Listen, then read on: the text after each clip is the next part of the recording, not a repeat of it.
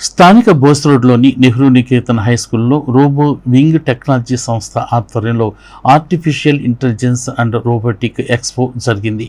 ఈ ఎక్స్పోలో robotic edge detector robot, వయసును కనుక్కునే AI programming, chat GPT programming, home automation, drone పనిచేసే తీరు ఇత్యాది అనేక అంశాలను బాలికలకు ప్రదర్శించి అందరినీ ఆకట్టుకున్నారు.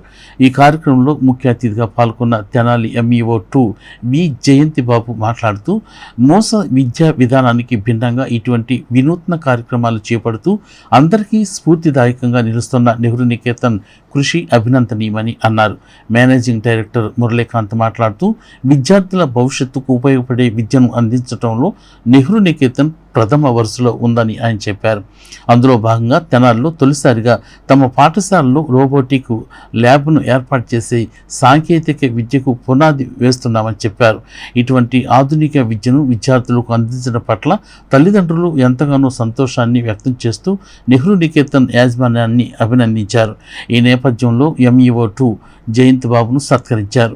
ఈ కార్యక్రమంలో రోబోటిక్ టెక్నాలజీస్ సంస్థ మేనేజింగ్ డైరెక్టర్లు వి నాగ వెంకట సాయిరాం, సాజిద్ షేక్, బాలబాలికలు, ఉపాధ్యాయులు, తల్లిదండ్రులు పాల్గొన్నారు.